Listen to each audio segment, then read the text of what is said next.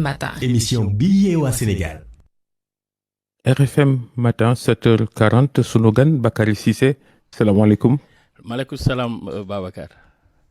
na nga def. journaliste nga lan la gën a xamee waaye léegi dirigeant sportif ndax ligue régionale bu football bu Ziguinchor léegi yaay njiit la bala ñoo sori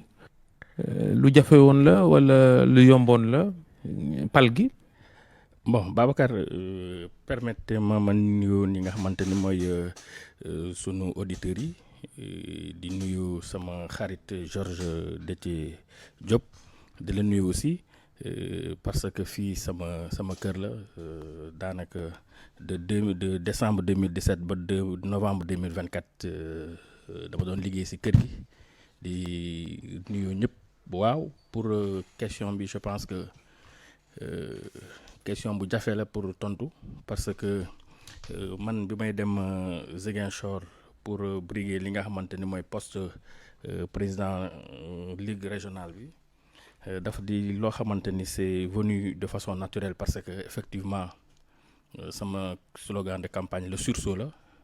te le sursaut foo ko dégg mooy loo xamante ni on se lève brusquement pour faire face à un obstacle pour jëm ko escalader. C'est vrai qu'à un moment donné il y avait 18 clubs de Ziguinchor qui s'étaient mobilisés pour fekk si ma sama dëkk Niaguis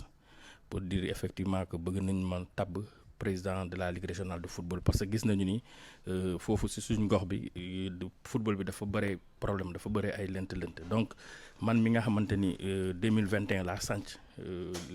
Niaguis FC ma ñaan leen quelque temps de réflexion effectivement depuis toujours amoon naa tamit yéene nekk dirigeant football parce que dama xam ni am na koo xamante ni yàlla boole na ma woon ak moom balaa mu ko fi jëlee mooy kii di Pape Diouf yàgg nañ ci waxtaan mu may teg ci axe te yàlla jëlee ko ma ne donc ce sera l'occasion pour moi pour lui rendre un hommage vibrant parce qu'il a été un très grand dirigeant. Maintenant si suñu liggéey taskatu xabaar day am yeneen parfois ñuy jël ay positions yu xaw a doy waar yu xaw a on critique souvent. Bon, critique dans le bon sens, mais je me suis dit pourquoi pas comme sant naa Niaguis FC mu ngi évoluer te samay naataangoo ñëw nañ ma fekk Ziguinchor pour que ma mun a porter seen candidature. Effectivement, je l'ai accepté. Ça n'a pas été très très facile parce que àdduna bi loo gis rek stratégie la et on n'a pas fait de bruit non plus. Donc de 18 clubs bu ñu def déclaration de candidature on est passé à 22. Bu ñu paree ci élection district yi on est venu à 26 sur pratiquement 30 clubs donc il y avait 26 clubs qui ont épousé le projet et heureusement ñi mën a jàll pour mën a doxal li nga xamante ni mooy liggéey bi ci suñu gox. Georges. sa projet wala sa programme nga tuddee ko sursaut. Ouais. lan la ëmb. Bon, déjà, comme je l'ai dit, en tant qu'observateur, déjà, gis naa ni effectivement sur le terrain, il y a beaucoup de difficultés. Donc, moo tax nag bu ñu ñëwee ñu ne gars yi il faut pas aller chercher loin. Lu ñu mën a def mooy accompagner club yi parce que effectivement man en tant que journaliste sportif dama ne yàlla li ma dénk dama koy delloo ci football bi parce que lépp li ma am tey macha allah ci yàlla ci football bi la ko jaarale moo tax depuis toujours damay ñëw di dimbale club yi di leen di dimbale sax di contribuer parce que effectivement dama war a contribuer parce que xam nañu ni Ziguinchor dafa di gox bu sori donc li ma doon def mooy jox équipement yi club yi bu ñuy football yi ay Ourossogui un peu partout damay participer aussi donc là dañu ne il faut pas aller chercher loin li ñu mën a def mooy booster le football de notre région, c'est-à-dire aider les clubs chaque année parce que le constat il est alarmant man bi ma ñëwee 2021 ba léegi gis naa ay clubs yoo xamante ne benn maillot la ñuy sol te du ñu am sax ay chaussettes lu ñuy def mooy at bu ne ligue bi yëkkati benn jeu de maillot may ko club yi yëpp ligue bi jël licence su club yi en charge jël li nga xamante ni mooy seeni assurance jël frais d'engagement yi. te tamit jéem a uti ay partenaires pour mën a rembourser transport parce que fédération nu muy rembourser transport yi dafa ndaw moo tax ma ne il faut aussi que ñi jéem a ñëw ma xool la nouvelle équipe fédérale buy ñëw mu xool parce que booy dépend booy rembourser transport nga ne 1000 francs le kilomètre c'est abusé quoi loolu quoi que l'on puisse dire dafa ndaw donc léegi ñun lan la ñuy def mooy dem uti ay ressources additionnelles ñëw dimbale li nga xamante ni mooy équipe yi tey jii nii boo jëlee ligue Ziguinchor mooy 3e plus grande ligue du Sénégal en termes de club après Dakar et Thiès. Mais il faut dire que le football de Ziguinchor a toujours été le parent pauvre. Justement, le Ziguinchor a toujours été marginalisé. Mais non, le parent pauvre du football sénégalais, ça c'est vrai. Même dans ces instances, on n'a pas de place qu'il nous faut quoi. Non, il faut qu'on essaie de voir l'uni def pour mën a bokk pour mën a gérer li nga xamante ne mooy football Sénégal. mais aussi, justement ñu ngi jëm ci fal équipe bu bees. ci fédération Sénégal bu football. naam Augustin Senghor candidat la mën na am du bees lool. mais dina bees ci ligue yeeg ñoom seen yeneen dirigeant xëy na dinañ ñëw. waaw élection boobu le 2 août lay ñëw. mën na noo xam ba xam yow am nga foo féete. waaw man si Abdoulaye Fall laa féete parce que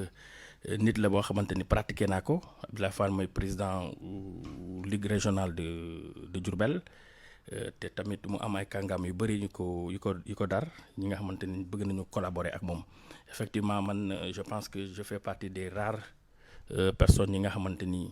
ñoo dem fekk ko bureau waxtaan ak moom pour football bi parce que effectivement ñi fi nekk def nañu liggéey bu am solo mais je me dis quelque part Abdoulaye à un moment donné xam activité professionnelle me permettre qu'on mu libéré wu mais léegi nag franchement je pense que c'est l'homme qu'il faut parce que c'est ni ñu koy tuddee c'est le candidat de l'unité et de la stabilité. loolu kay ñëpp ndax ku ne kay am nga sa activité professionnelle nekk itam ci fédération bi pour la plupart. waaw même ñun man tey journaliste la mooy li ma la wax y a pas une catégorie professionnelle bi nga xamante ne moom la ñu war a jàggale liggéey bi mais tamit à des niveaux différents. Mais comme je l'ai dit Abdoulaye Fall nit la boo xamante ni li mu am ci programme parce que depuis pratiquement 6 ans tey il faut aller dans les contrées les plus reculées les finales régionales ngeen xool il a boosté n'est-ce pas le championnat régional dans nos régions. Auparavant nit ñi dañuy football sax championnat régional doo xam luy championnat régional doo xam luy ligue régionale mais depuis 6 ans laa la wax Abdoulaye Fall il est parrain de 9 à 10 ligues donc te moo tax boo ñëwee tey je donne l'exemple de Kolda mi nga xamante ni il y a 2 jours fa la ñu jóge woon mais engouement populaire bu fa nekkoon man gëj naa ko gis te pourtant am na ñi nga xamante ni nekkoon nañ fi ñoo yelloo porté yi nga xamante ni mooy mu nekk parrain au final yooyu defuñu ko mais moom il est parti à la base il a cru au projet des ligues moo tax tey mu am li nga xamante ni mooy aura bu mu am nii. mais parrainage mbiru nit la teewul moom ci fédération bi la bokk. effectivement même fédération peut-être en filigrane bi ngeen ne dañu marginaliser ligue bu Ziguinchor comment être avec quelqu'un il est pas le seul bi marginaliser ab ligue bàyyi ñenn ñi nga xam ne xëy na ils n'ont jamais géré. non xam nga c'est pas orienté non oui tey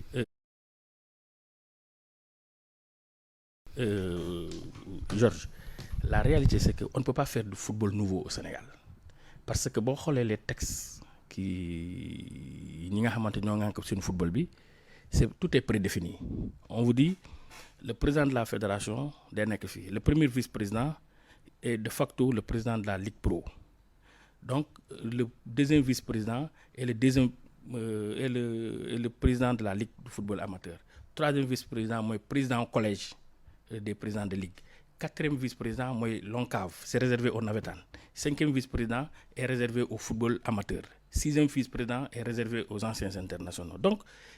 mbir la boo xamante ni moo fi ne moo tax ma ne leen tey on ne peut pas faire de football nouveau qu'avec des nouvelles personnes bu fekkee moo tax ma ne leen il faut que ñu xoolaat texte fédération sénégalaise de football effectivement kii di Abdoulaye Fall nekkoon na si il est membre du comité exécutif de l'actuelle fédération, mais nañ xool actuelle fédération nu muy doxee. comptable de tout le bilan. Mais effectivement tous les acteurs, tous les 33 membres du comité exécutif sont comptables de tous les bilans. On ne vous a pas dit que le bilan est un bilan négatif, non. Moi, je pense que, comme je l'ai dit, c'est le candidat de l'unité et de la stabilité. Mais moom sax moom mooy candidat projet bi wala Madi Cissé mooy. Madi mooy candidat projet bi sax. candidat projet ça kon veut la dire quoi? tuuti. Projet mooy lan par rapport aux actuels. ñi fi nekk. non mais. Voilà. Babacar ñu fi nekk est-ce que jox nañu ndigal est-ce qu'ils ont donné des consignes de vote? Peut-être pas officiellement, peut-être pas publiquement. Je ne suis pas sûr. Babacar, nous avons tous été témoins de l'histoire en 2009. Tout était clair dès le début des jeux électoraux. On savait que Gakou était candidat et il était de l'opposition. Il était de l'opposition. Waaw, mais tey jii nii je n'ai pas vu un seul instant te nag yaakaar naa ne tamit am naa chance mën na dugg fu bare am naa chance tamit déglu ñu bare ba léegi dégguma fenn fi ñu naan diw candidat ou état la loolu noonu il faut ñu garder ko teg ko fële parce que l'état c'est pas l'état qui vote ce sont les clubs qui votent. Donc Bakary loolu mënuñ ko teg ci touche bi. parce que c'est une réalité. waaw mais c'est une réalité mais je ne pense pas que l'État est un candidat ba jusqu'au jour d'aujourd'hui man de yëguma ko te su ma ko yëgoon it xam naa ni dinañ ko wax te l'État est là pour garantir n'est-ce pas les élections te tamit lépp lu ñuy def aussi il faut pas oublier que État mooy tutelle bi moom mooy orienté moom mooy ñëw dimbale li nga xamante ne mooy fédération bi maintenant après si on me dit que l'État Madi est le candidat de l'État ou bien Abdoulaye Faye est le candidat de l'État non pourquoi pas Augustin Senghor qui soit le candidat de l'État aussi moo tax ma ne leen affaire bi foofu ñu bëri dañuy ñaawlu ab système bi nga xamante ne li ko verrouillé moo di ay alliance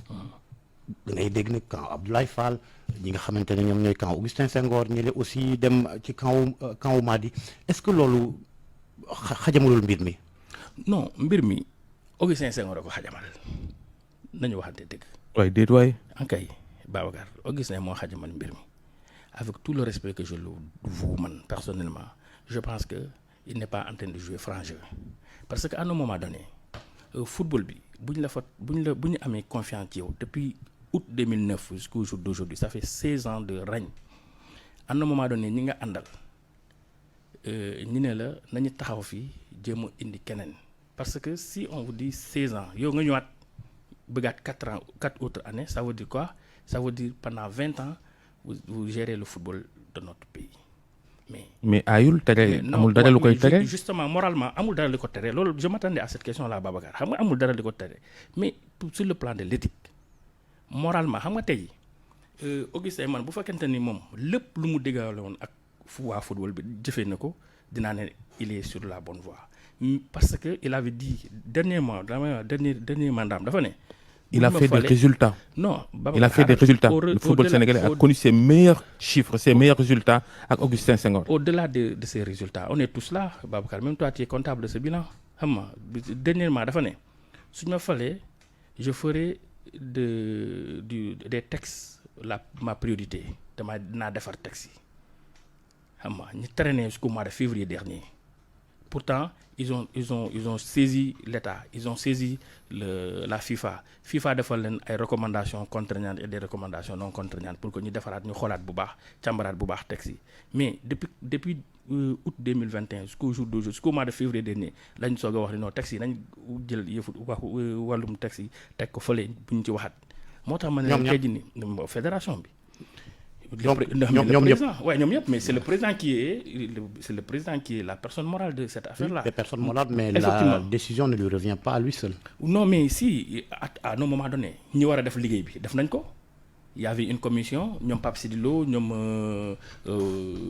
doyen Koso Diané ils ont sillonné le Sénégal du football ils ont proposé les textes ils ont eu les inputs des clubs ñu jël lépp teg ko ci kaw table gars yi ne non fu mu nekk nii bu ñu naree laal texte yi day xaw a compliqué parce que il préparait les élections. mais c'est que booy naan gars yi aussi jël gars yi individualiser ko aussi ça pose problème. non individuel man ma ne gars yi dama ne mais moom mooy man xam nga tey Babacar kër gi dafa am nu muy doxee rédaction les journalistes sont tous solidaires mais il y a un directeur de la rédaction il y a un rédacteur en chef il y a un directeur de publication mais ku nekk à différents niveaux. non si bokk na ma Babacar man tamit bul fàtte ni journaliste laa nag tamit xam naa bokk na. fii dañ fiy tab. non wax ma loolu dama ne si on prend des décisions nu mu tuddati ñun ñëpp bokk jël benn décision mais am na koo xamante ni il a le dernier mot moi si j'écris un article.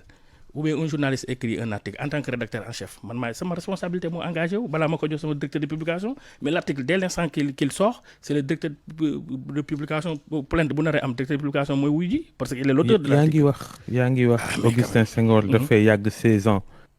Koso Diané moom nga tudd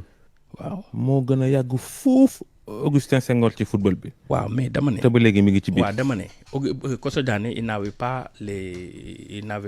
n'était pas le président de la fédération sénégalaise de football c'était juste un bras opérationnel dama ne tey jii nii li ma gis Babacar il faut pas qu'on se trompe Augustin Senghor il est rentré par la grande porte au niveau de la fédération sénégalaise de football je crois qu'il doit en sortir par la grande porte aujourd'hui il a un legs et ce legs là dafa war a rafet. man j'ai toujours dit que personnellement je n'ai rien contre Augustin Senghor nit la boo xamante ni moralement c'est quelqu'un de bien mais Augustin lui-même la dernière fois xam nga tout le temps il te dit c'est mon dernier mandat en 2017 je me rappelle très bien il avait fait un débat télévisé à la TFM moom ak Madi Touré et moom ak Louis Lamotte et Mbaye Diouf Dia il avait dit que c'était son dernier mandat on était en 2017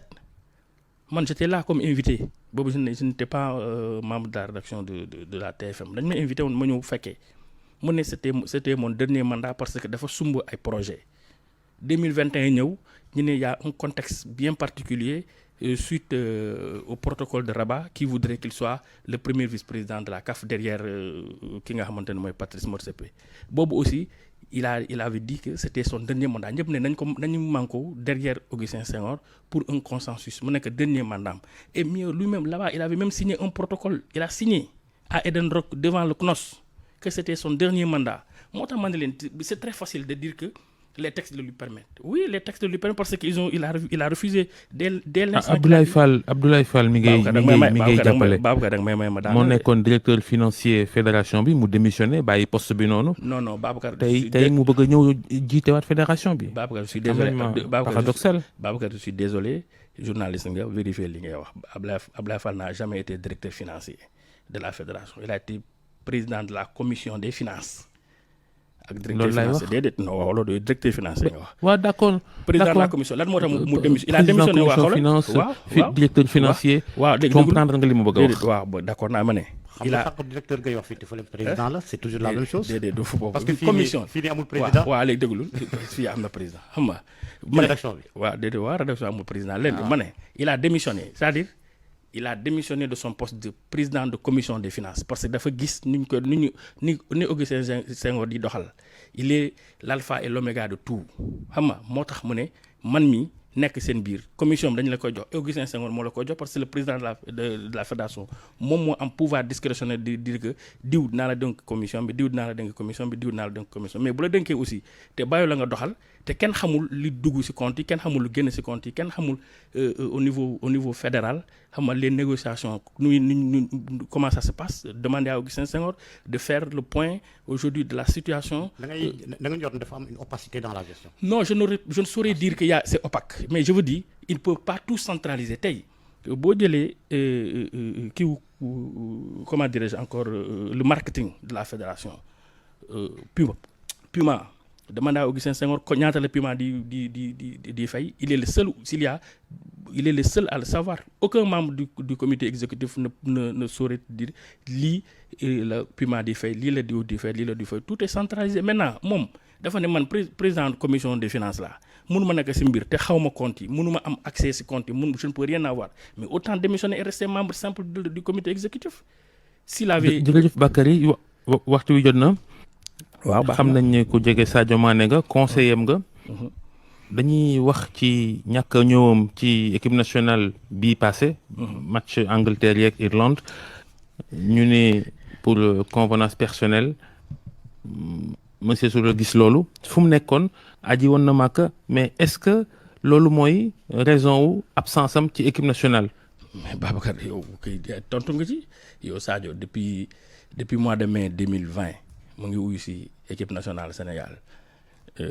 mois de mai 2012 plus. mais su dul wuyu si convocation. dafa war a wax objet bi. lu ko waral da ko war a wax mu leer. xam nga sélectionneur bi non. xam nga sélectionneur bi je pense que ñun muy bu ma ne ñun mooy Sadio ak entourage ma ak ñun yëpp on a préféré ne pas commenter la décision ou les propos du sélectionneur. Parce que moom sélectionneur bi waaw ñun dañ ko on a décidé de ne pas commenter. Parce que vous les regrettez? Non, mais il est libre de dire ce qu'il veut mais il le sait muy moom muy président fédération ñoom ñaar yëpp xam nañu lu Sadio waxante ak ñoom te man mi nga xamante ni wax nañ ñoom ñaar wax nañ avant. mais bien sûr Sadio dina jël décision bu mel nii te du wax ak ñooñ wax na leen avant donc wax na leen avant kenn ku nekk waxtaan na ak yow 2 ou 3 fois donc moo tax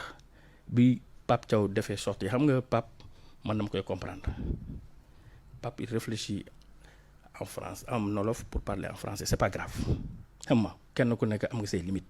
mais Sadio Mané merew ko kenn teewul nit mu wax wolof waaw mais loolu laa la wax nii mais moo tax ma wax loolu il réfléchit en wolof pour parler en français waaw mais wax wolof mën na wax wolof mais man dama ne Pape côté boobu dañ ko comprendre mooy li ma la wax nous on a refusé de commenter te jusqu'au jour d'aujourd'hui on ne va pas commenter cette sortie là surtout que comme je l'ai dit prochain match du Sénégal en septembre Sadio Mané dina bokk wala du bokk. mais Sadio a toujours été à la disposition de l'équipe nationale Babacar tant qu'il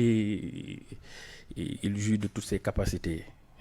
physiques il reste à la disposition de l'équipe nationale il peut pas bien jërëjëf comprendre nga donc jërëjëf Bakary Cissé président ligue régionale football bu Ziguinchor ngay jàppale Abdoulaye Fall ci élection nouveau président